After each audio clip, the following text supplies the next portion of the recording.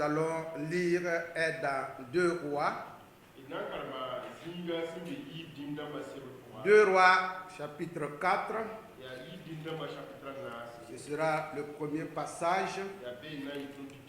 Et ensuite, nous allons aller au chapitre 8 parce qu'il y a une suite de l'histoire à ce niveau.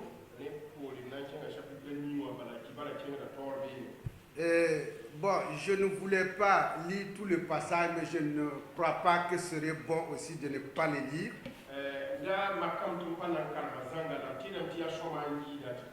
Donc, suivez. Nous lisons le premier passage dans 2 Rois 4, de 8 à 17.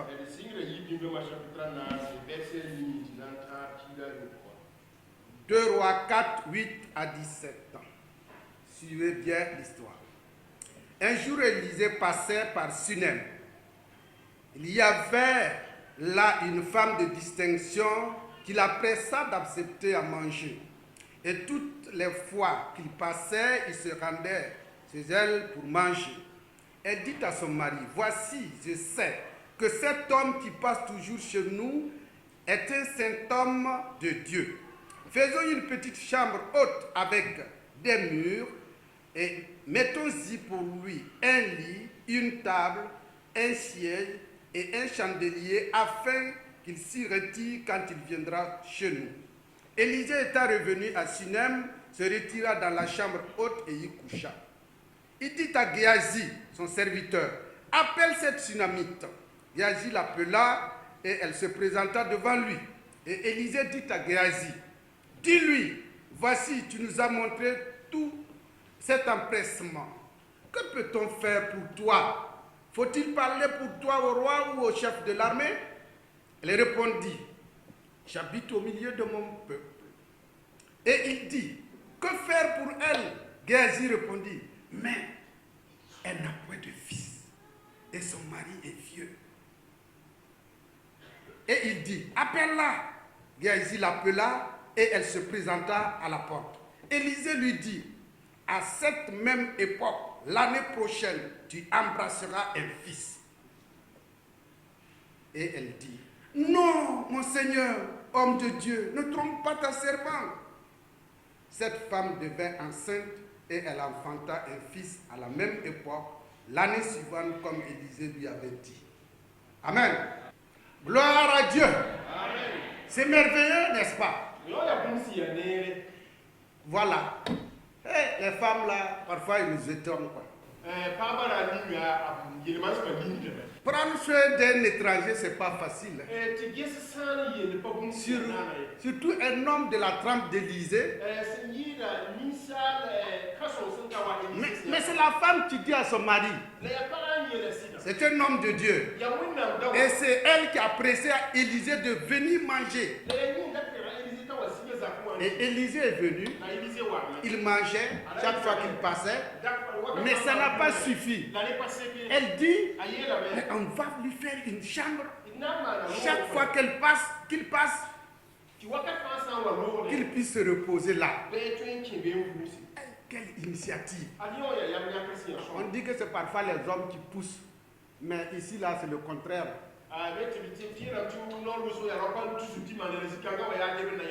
Elle presse son mari pour construire une chambre équipée pour l'homme de Dieu.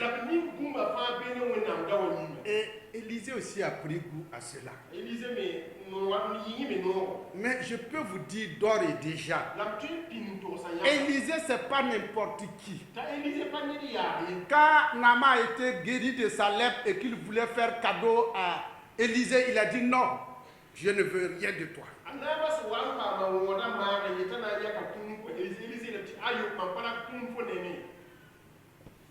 J'ai reçu de Dieu pour toi, c'est vraiment gratuit.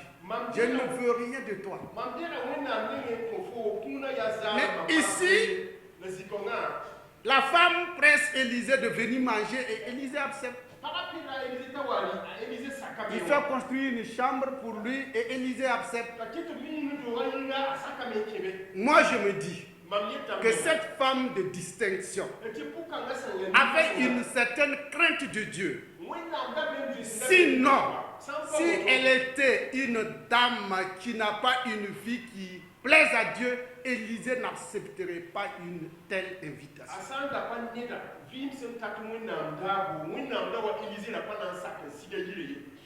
Il connaît. Dieu lui révèle. Il aurait pu repousser cette offre-là. Mais il a accepté. Et allons lire le deuxième passage. 2 Rois 8, verset 1 à verset 6. C'est la suite parce que c'est encore Élisée avec la dame. Élisée dit à la femme dont il avait fait revivre le fils, « Lève-toi, va-t'en, toi et ta maison, et séjourne où tu pourras, car l'Éternel appelle la famine. Et même elle vient sur le pays pour 7 années. » La femme se leva et elle fit selon la parole de l'homme de Dieu. Elle s'en alla et elle et sa maison et séjourna 7 ans au pays des Philistins. Au bout de 7 ans, la femme revint du pays des Philistins et elle alla implorer le roi au sujet de sa maison et de son champ. Le roi s'entretenait avec Géasi, serviteur de l'homme de Dieu, et il disait, « Raconte-moi, je te prie, toutes les grandes choses qu'Élisée a faites. » Et pendant qu'il racontait au roi comment Élisée avait rendu la vie à un mort, la femme dont Élisée avait fait revivre le fils vint implorer le roi au sujet de sa maison et de son champ. Géasi dit, « Ô roi, mon serviteur, mon seigneur, voici la femme et voici son fils qu'Élisée a fait revivre. » Le roi interrogea la femme et elle lui fit le récit. Puis le roi lui donna un eunuque auquel il dit, « Fais restituer tout ce qui appartient à cette femme avec tous les revenus du champ depuis le jour où elle a quitté le pays jusqu'à maintenant. » Amen. Amen. Alléluia. Amen. Voilà. Après avoir lu ce passage, ces 2 passages-là, quel titre on peut donner?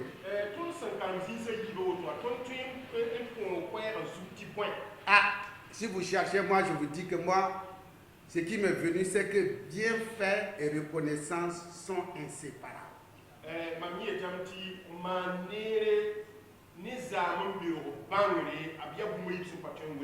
Bienfaits et reconnaissance sont intimement liés.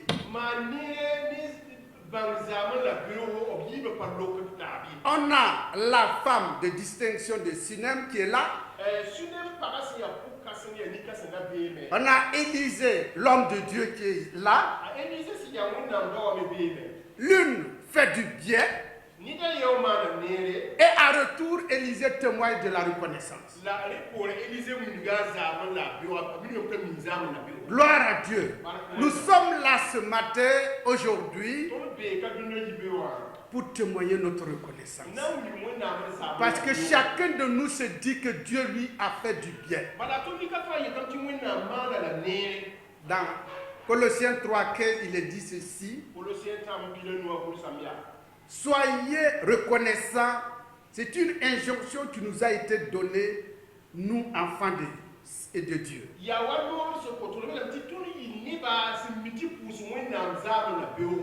La reconnaissance ou la gratitude est la réaction normale suite à un bienfait dont nous sommes l'objet.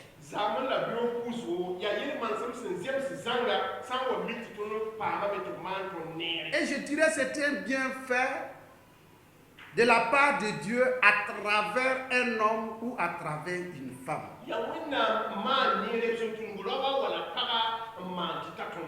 En témoignant notre reconnaissance à l'auteur du bienfait, nous témoignons du coup notre reconnaissance à Dieu.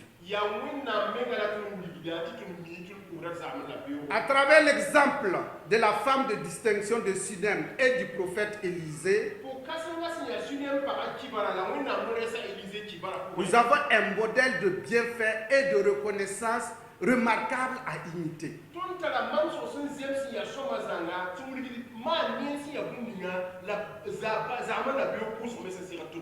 Le bienfait fait à autrui pour témoigner notre reconnaissance à Dieu. C'est le premier point que nous voulons et développer.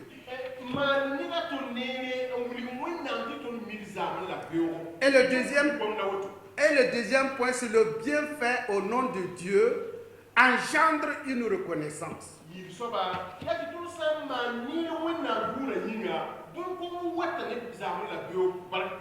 Mais nous devons reconnaître que le bien ou le bienfait est d'essence divine. Ça vient toujours de Dieu.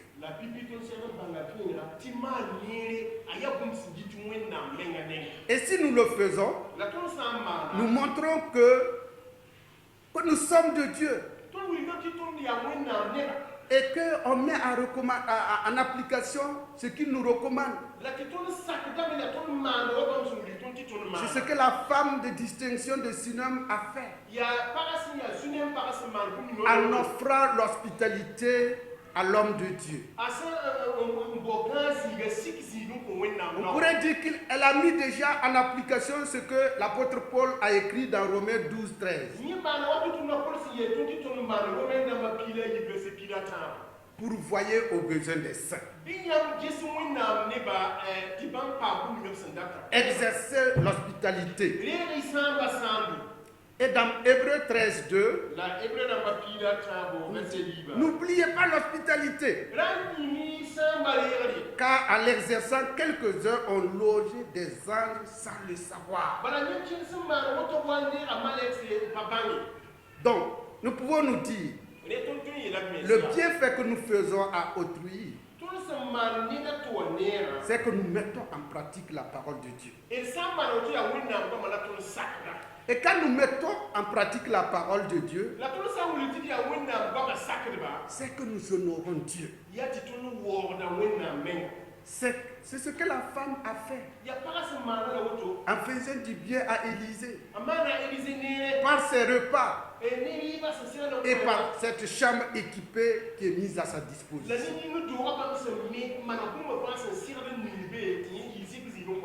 Du bien fait à l'endroit d'autrui,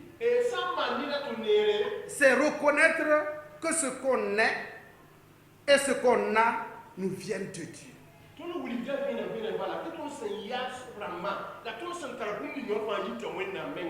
La femme de distinction, elle devait connaître Dieu.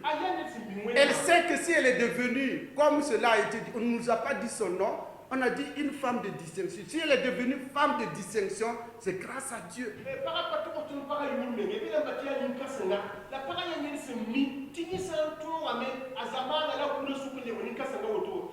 Et si elle a des moyens pour offrir des repas à l'homme de Dieu, c'est qu'elle a des moyens qui lui viennent de Dieu.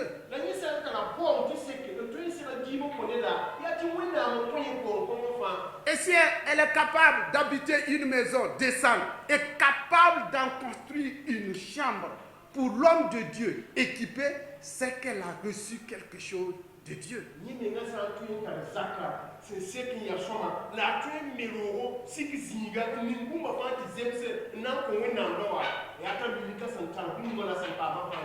Alors chaque fois que nous faisons du bien, parce que Dieu nous a donné d'être ce que nous sommes,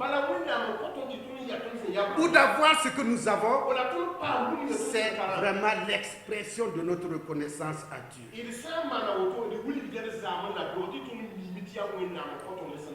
Pourquoi nous pouvons le dire? Car Élisée était empressé de témoigner sa reconnaissance à la femme.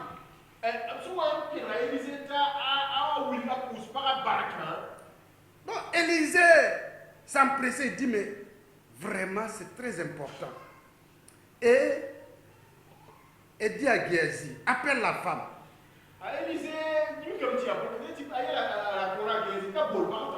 Et qu'est-ce qu'il dit? Que peut-on faire pour elle? Te recommander au roi ou au chef de l'armée? Alléluia. Amen. Vraiment, je ne sais pas. Même au moment de la transition, là, quand on te dit que est-ce que je peux parler de toi, Amba Michel et Amba Kafando?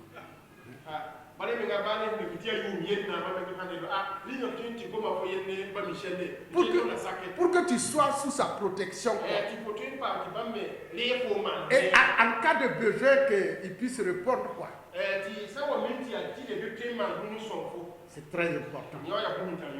C'est ce que Élisée a dit. Est-ce que je peux t'introduire auprès du roi ou auprès du chef de l'armée? Ce sont des hautes personnalités. Il suffit d'un téléphone de dire bah, faites ceci pour la dame là et puis ça se fait. Alléluia. Amen. Mais qu'est-ce que la femme a répondu? Le Moré l'a bien rendu. Elle a dit, j'habite au milieu de mon peuple, ça me suffit largement. Et en d'autres termes, elle veut dire à Élisée, ce que j'ai fait pour toi, je l'ai fait à cause de mon Dieu. Je n'attends rien de toi. Ne te donne pas de la peine. Je n'ai pas fait un calcul. Il n'y a pas un calcul derrière.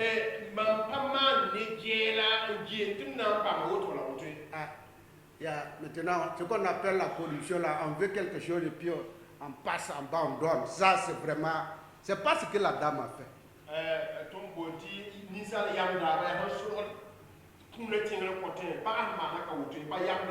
Non. Elle est ce qu'elle est. Elle a ce qu'elle a à cause de Dieu. Et à cause de Dieu, elle fait le bienfait pour être reconnaissante.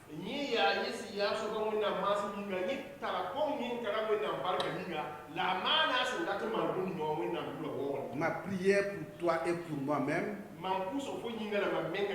est que le Seigneur nous donne. Nous qui sommes ses enfants, qui sommes ce que nous sommes aujourd'hui, et qui avons ce que nous avons aujourd'hui, que nous puissions faire du bien à autrui à cause de Dieu.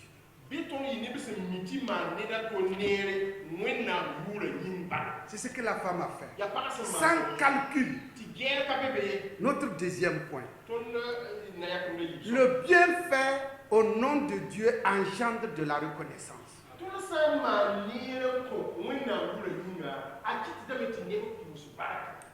L'homme de Dieu, Élisée, plus que quiconque, c'est qu'il faut être reconnaissant. Le bienfait de la femme de distinction de Sunem à son endroit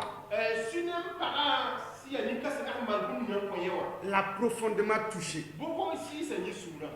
Et il a tenu à lui témoigner. Lui montrer sa reconnaissance, sa gratitude. Mais pour que cela réponde à la plus grande attente de cette femme-là,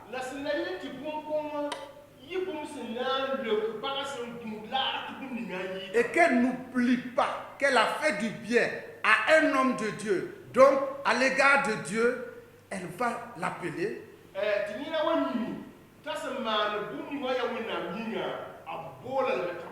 Il dit, mais que peut-on faire pour toi? Te recommander au roi ou au chef de l'armée. Et comme nous savons, la femme a dit non, c'est pas la peine. Mais Élisée dit, un bienfait appelle une reconnaissance. Tu ne peux pas m'empêcher de le faire.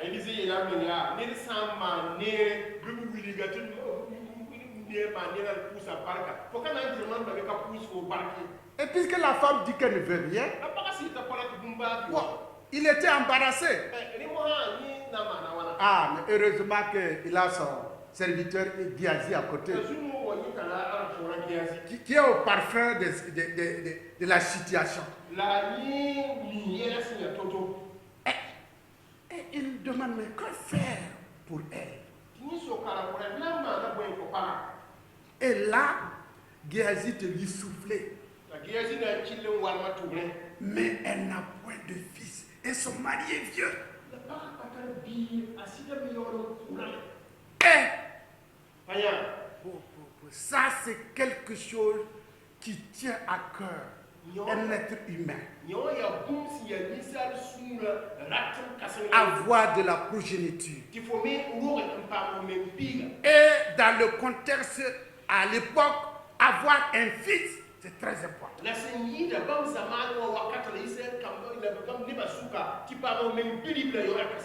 Mais Géasi dit qu'elle n'a pas de fils, mais son mari est vieux. Je ne sais pas ce qu'il veut dire, mais enfin. C'est pour dire que la situation était plus ou moins désespérée, je ne sais pas moi. Ah, il n'a pas précisé que la femme de distinction était vieille, mais elle aussi elle devait quand même être d'un certain âge. Et avec cette information, alors Élisée se dit, voilà la reconnaissance qui la marquera toute sa vie pour avoir fait du bien à l'homme de Dieu que je suis.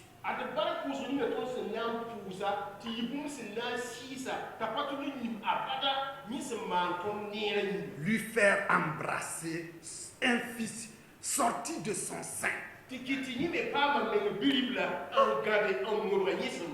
Gloire à Dieu. Amen. Soyons reconnaissants. Faisons du bien à autrui sans calcul. Parce que la reconnaissance qui nous reviendra peut dépasser notre entendement.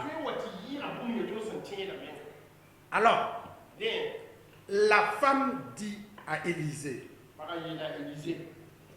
non, mon Seigneur, homme de Dieu, ne trompe pas ta servante.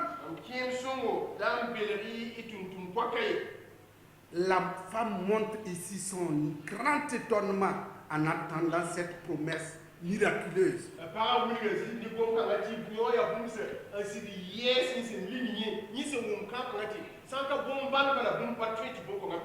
Certainement, elle se regardait.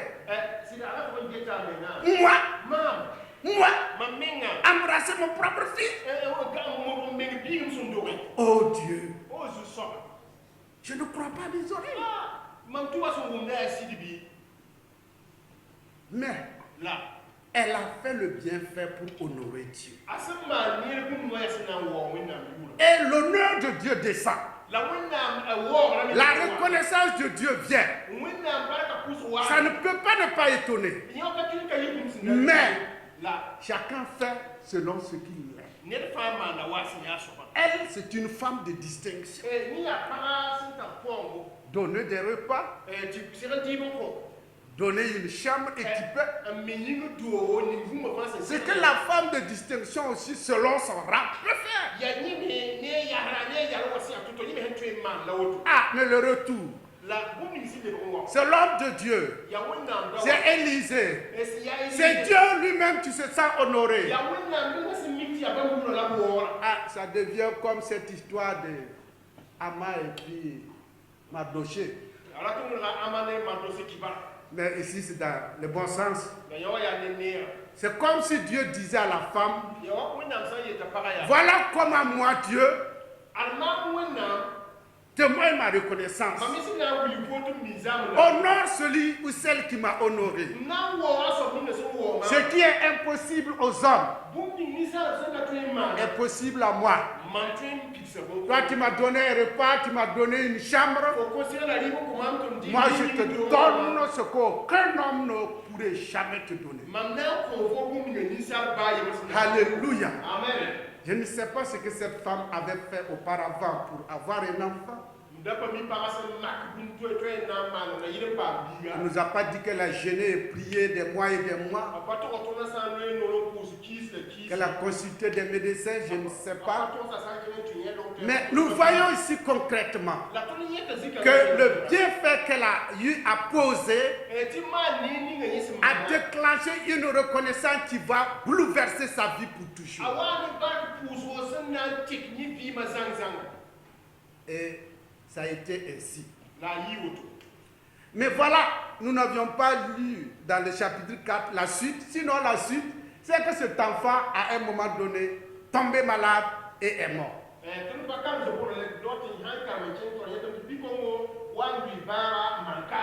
La femme n'a pas cherché même à informer son mari. Elle est partie tout droit chez Élisée. Et c'est intéressant. Quand Élisée l'a aperçu, il s'est demandé, mais qu'est-ce qui l'amène ici? Et même s'il est un prophète qui a reçu la double portion d'Élie, il dit que Dieu ne lui a pas révélé ce qui est arrivé à la femme.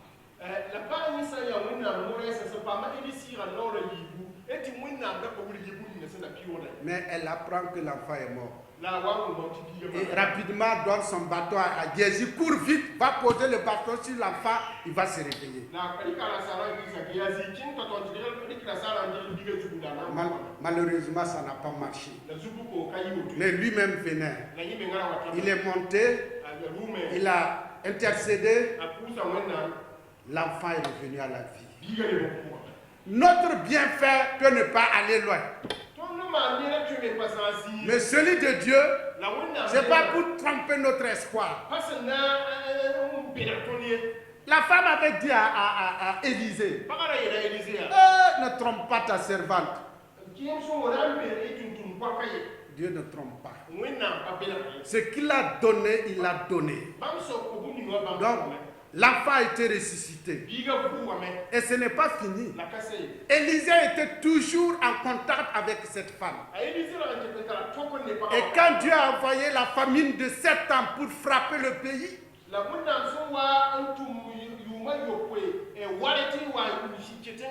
Élisée a dit à la femme, ce qui va arriver sera difficile. Mais pour être à l'abri parce que tu sais faire du bien là, va-t'en de ce pays. Va rester ailleurs pendant 7 ans. Le temps que la famine passe. Le bienfait de Dieu à notre égard nous touche nous-mêmes et couvre toute notre famille. Alléluia. C'est pourquoi je voudrais que chacun de nous se laisse convaincre. Si tu fais du bien au nom de Dieu, sache que le retour sera pour toi et va couvrir toute ta famille. Dieu honore celui qui l'honore. Alors, quand la femme est revenue après la famine, il y a un problème. Il y en a qui ont occupé sa maison et son champ était devenu la propriété d'autres personnes. Et elle va maintenant auprès du roi. Rappelez-vous qu'elle avait refusé qu'on parle d'elle au roi. Mais voilà qu'elle a besoin du roi. Mais au même moment, pour que le roi n'ait pas hésité, Dieu avait mis Géasi à côté du roi. Et le roi lui dit de raconter tout ce que son Seigneur, l'homme de Dieu, a fait comme miracle. Et pendant que lui, il racontait la résurrection de l'enfant, du fils de la Sunamite là, c'est au même moment que la femme se présente devant lui.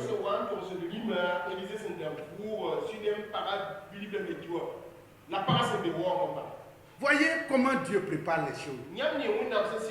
Et Géasi te dit, hey, roi, c'est pas la peine que moi je continue. C'est la femme là comme ça, et voilà son fils à côté d'elle. Et le roi de se tourner vers la femme. Dis-moi, ce qu'il racontait là, est-ce exact? Et la femme a terminé l'histoire. Et le roi dit, qu'est-ce qui t'amène ici? Ah, j'étais parti pendant 7 ans, je suis revenu, je n'ai plus de maison, mon champ n'est plus là. Et je ne sais pas comment il a appelé, Énucta, ou garde numéro 30, viens ici. Suis la femme, va libérer sa maison.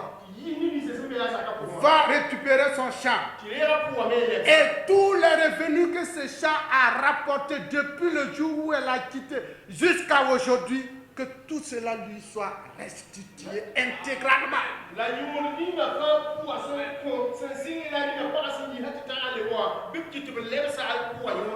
Alléluia. Amen. Si tu fais du bien à autrui au nom de Dieu, il y aura de la reconnaissance qui va revenir, qui va te toucher, qui va toucher ta famille, qui va toucher tous tes biens et Dieu va les préserver. Ah. Maintenant que nous lisons ça là, on peut se dire, ah, si moi aussi j'avais su que ça allait être comme ça là. Ah, même s'il faut aller emprunter pour venir faire du repas, je vais le faire. Mais laissez-moi vous dire, Dieu agit avec ceux qui lui font foi. Il ne vous dira jamais, jamais que votre bouillie que vous donnez là va rapporter tant. Que vos 5 000 francs que vous allez dépenser là va vous ramener tant. Jamais. La femme a agi parce qu'elle est reconnaissante à Dieu. Élisée a agi à l'égard de la femme parce qu'il est homme de Dieu et il témoigne de la reconnaissance. Et ce principe biblique est encore actuel aujourd'hui.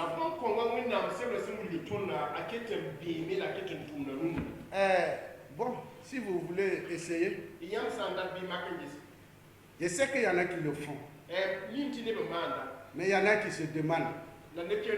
Ça dérange, hein? Ça nous sort parfois de notre confort de faire du bien.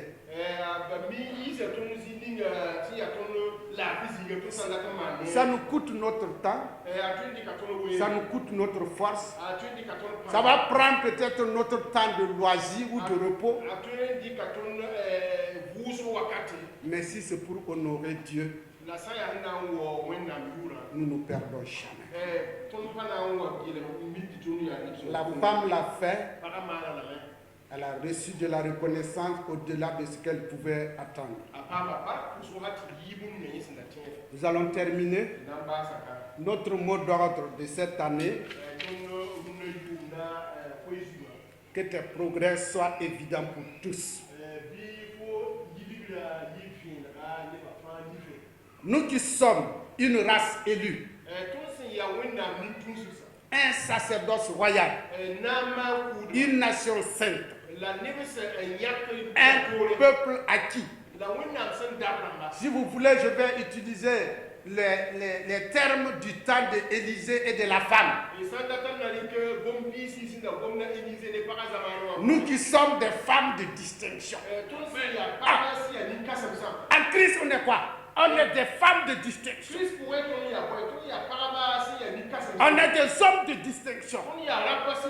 On est mis à l'écart. Une race élue. Une nation sainte.